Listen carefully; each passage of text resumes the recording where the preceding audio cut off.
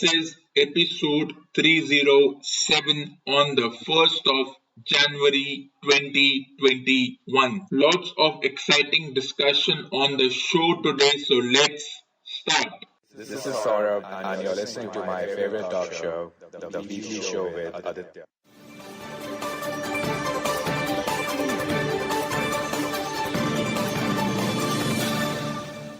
The more things change, the more they remain the same. 2020 will not be remembered as the year where humanity overcame and went through a crisis. In fact, the definition of crisis is humanity itself, but rather it will be known as the year of superficiality, deep fakes, lies, and deceit. Thus, putting forward humanity as the most malleable and easily foldable intelligent being. But more on that later. What is there for all of us in 2021?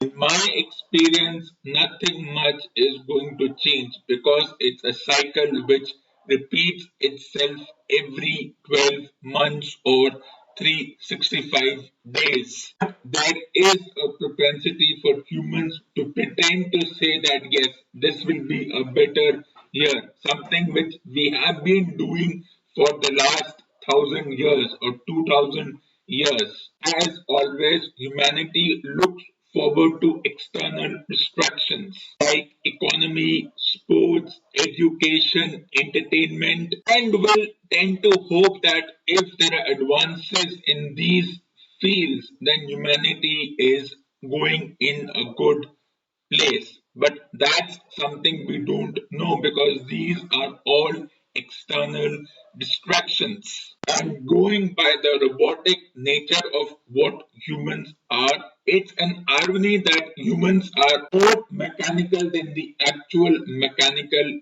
beings. So the debate and discussion on will things turn out to be better in 2021 or a new year is something we don't know about, and the discussion is fruitless. It's a hope, but it's a false hope. When the discussion is about hope, Australia is hoping that David Warner will be the antidote for all the problems that the Australians are facing as far as their batting is concerned. And in the same story, India are hoping that Rohit Sharma will be the antidote that India needs so that their opening order is solidified. So hoping against hope that Rohit Sharma and David Warner will be the antidote, the antivirus, the vaccine for the opening order of the two teams. Well, will they be effective? That is something we will know when the match starts. But there is such a clarion call for the inclusion of both these individuals. There is, in fact, a mayday call that include them. Without them, the team is not the same it used to be once upon a time.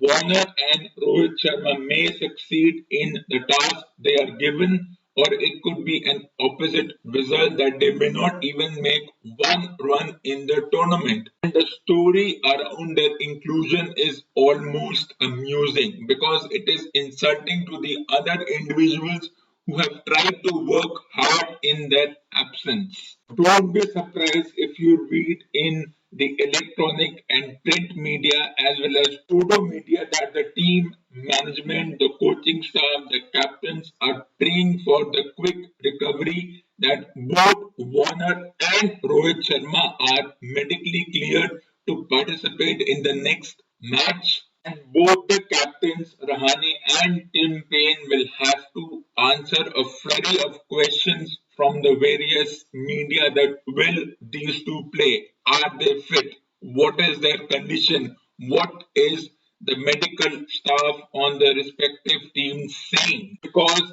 playing them half fit, even if in an emergency mode, would backfire if they succumb to their injuries once again. So it is a very tentative and a sensitive issue for both the captains, the team management, and pressure on the selection committee from these groups as well as the two governing bodies, and the pressure on them from the Indian and the Australian media to include Warner and Rohit Sharma as an emergency measure because, as I said, they are the antidote, the antivirus, and the vaccine that is needed for both these teams to heal quickly. So, if both these individuals are inducted into the next match, there will be a lot of praise for the captains, the team management, the medical staff, the selection committee, and the governing bodies to do something as bold as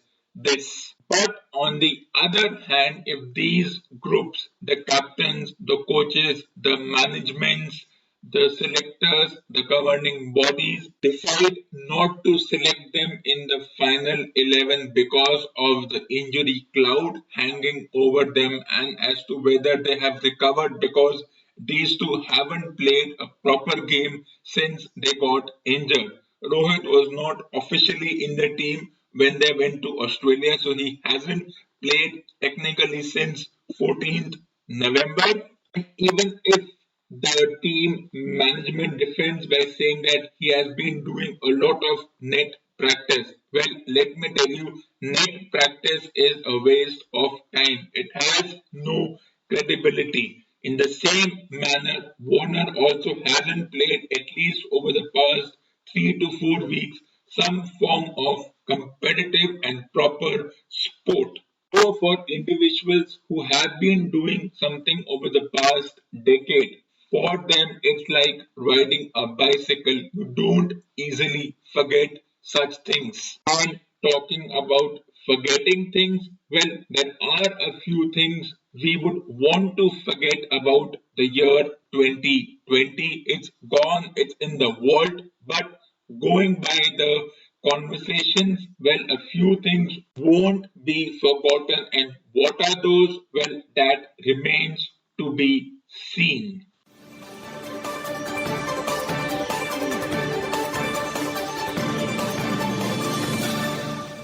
This ends part 1 of this episode. Stay tuned for part 2.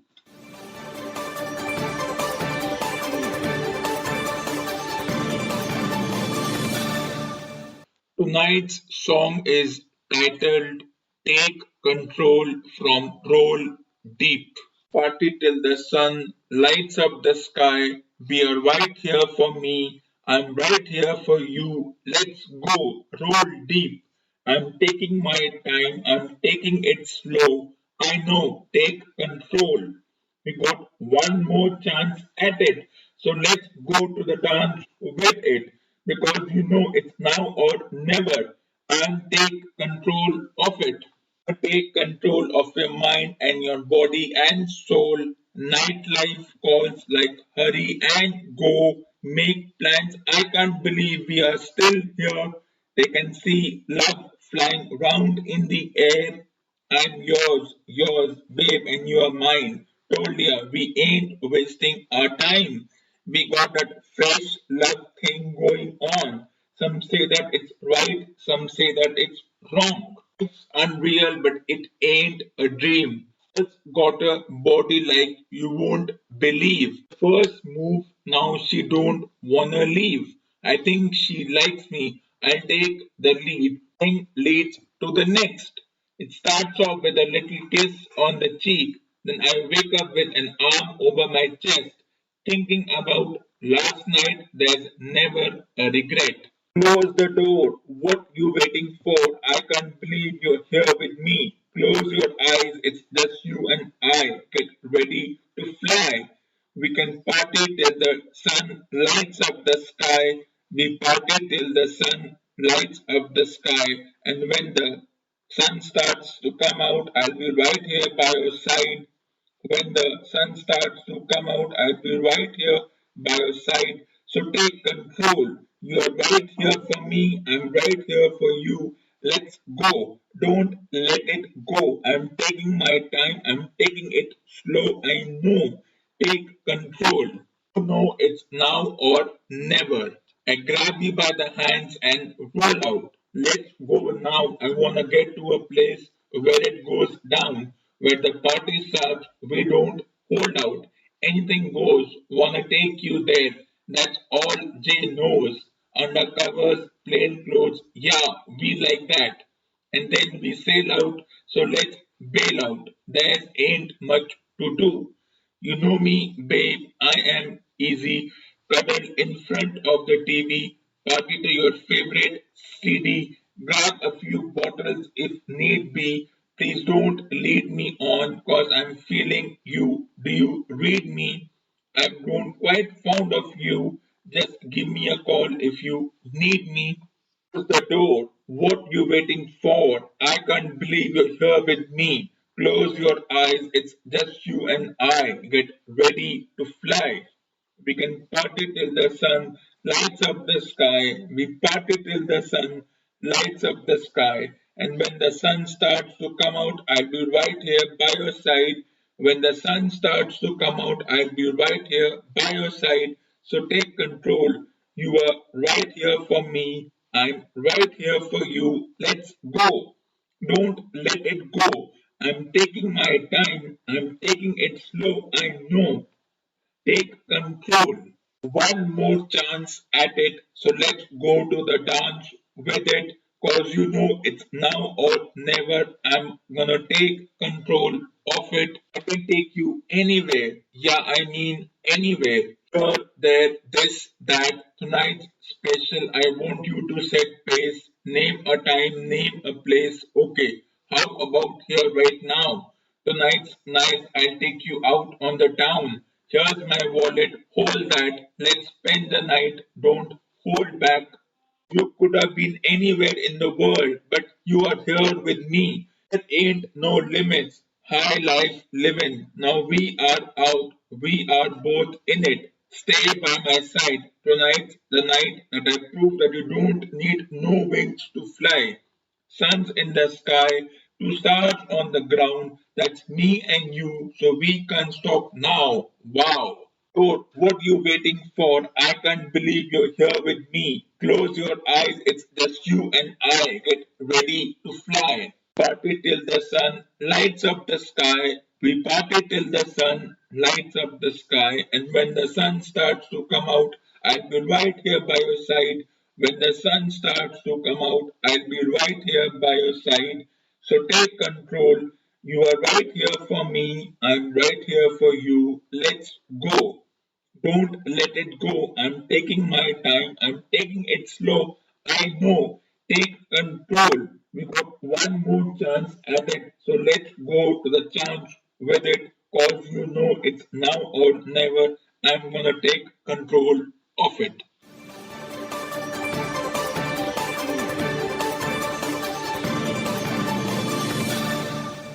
This ends part 2 of the episode. Stay tuned for part 3.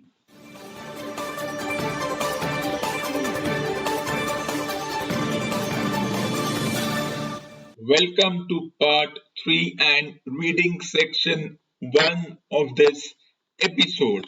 Agatha Christie, Labors of Hercules, the Lernean Hydra-Chapter 2, part 2. Yes, indeed, sir. It's difficult to know how a thing starts sometimes. Exactly. Hercule Poirot did not put up at Dr. Oldfield's house. He went instead to the local inn. The morning after his arrival, he had his first interview with Jean Moncrief, a tall girl with copper-colored hair and steady blue eyes. She had about her a watchful look as of one who is upon her guard. He said, "So, Dr. Oldfield did go to you." I knew he was thinking about it. There was a lack of enthusiasm in her tone. Poirot said, "You did not approve?" Her eyes met his. She said coldly, "What can you do?" Poirot said quietly, "There might be a way of tackling the situation." A way. She threw the words at him scornfully. Go around to all the whispering old women and say, really, please, you must stop talking like this. It's too bad for poor Dr. Oldfield. And they'll answer you and say, of course, I have never believed the story. That's the worst of the whole thing. They don't say, my dear, has it ever occurred to you that perhaps Mrs. Oldfield's death wasn't quite what it seemed? No, they say, my dear, of course, I don't believe that story about Dr. Oldfield and his wife. I'm sure he wouldn't do such a thing, though it's true that he did neglect her just a little, perhaps, and I don't think really it's quite wise to have quite a young girl as his dispenser. Of course, I'm not saying for a minute that there was anything wrong between them. Oh no, I'm sure it was quite all right. She stopped. Her face was flushed and her breath came rather fast.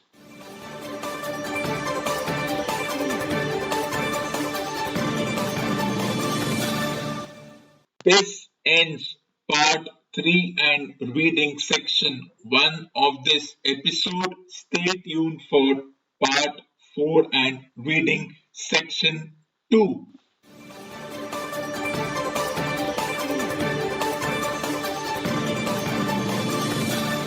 This is reading section 2 and part 4 of this episode.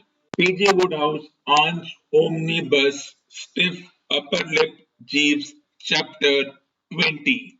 I sat, my range of vision was necessarily a bit restricted, but I was able to see a pair of Empire Building Brogue shoes. So I assumed that when the door had opened, it was Butterfield showing him in. And this surmise was confirmed a moment later when he spoke.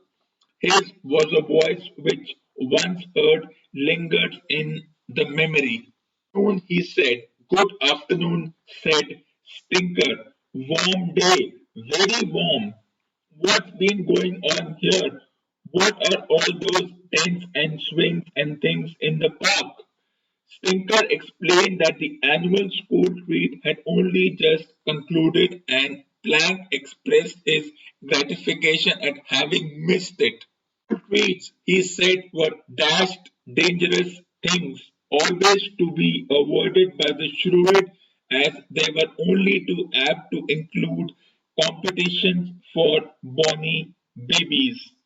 Do you have a competition for bonny babies? We did as a matter of fact. The mothers always insist on it.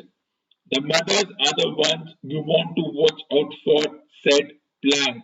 I'm not saying the little beasts are bad enough themselves, dribbling out of the side of their mouths at you and all that sort of thing. But it's the mothers who constitute the really grave peril.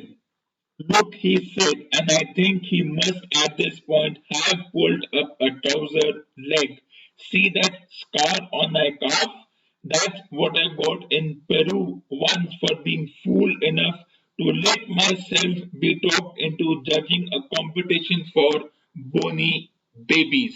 Father of one of the honorably mentioned spiked me in the leg with a native dagger as I was stepping down from the judge's stand after making my speech. Hurt like sin, I can assure you, and still gives me a twinge when the weather's wet. Fellow I know is fond of saying that the hand that rocks the cradle rules the world. Whether this is so or not, I couldn't tell you, but it certainly knows how to handle a Peruvian dagger.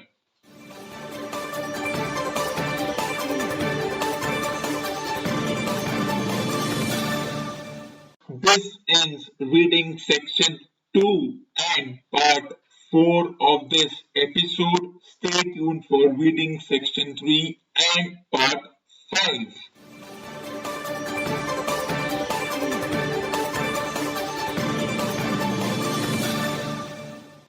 Welcome to reading section 3 and part 5 of this episode. David Baldacci, the fifth chapter 2. Milligan took out a small electronic notebook from his inside coat pocket and scrolled down the screen. While he was doing that, Decker watched as Wainwright removed the sheet from Berkshire's body and prepared the instruments necessary to perform the autopsy. And Meredith Berkshire, 59, unmarried, substitute school teacher at a Catholic school in Fairfax County. She lives, or rather lived, in Boston. No relatives have come forward, but we are still checking. Why was she down at the Hoover building? Don't know. We don't know if she was even going there, and she wasn't scheduled to teach at the school today. Walter Dabney, 61, married with four grown daughters, has a successful government contracting business, does work with the Bureau and other agencies. Before that, he worked at NSA for 10 years, lives in McLean in a big house. He's done very well for himself. Did very well for himself, corrected Decker. His wife and kids? Spoke with his wife. She's hysterical. The kids are spread all over the place. One lives in France. They're all coming here. None of them have any idea why he would do this. We haven't spoken to them all, but nothing pops so far. They are apparently still in shock. Decker next asked the most obvious question. Any connection between Berkshire and Dabney? We are just starting out, but nothing as yet. You think he was just looking to shoot someone before he killed himself and she was the closest? Was definitely the closest, said Decker. But if you are going to kill yourself, why take an innocent person along? What would be the point?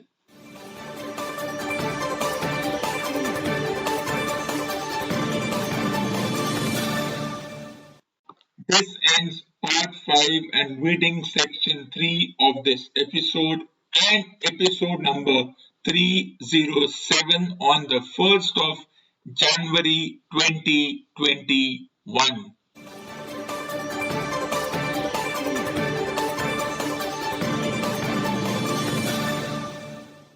For more awesome content, tune in to the next episode of the weekly show with Aditya.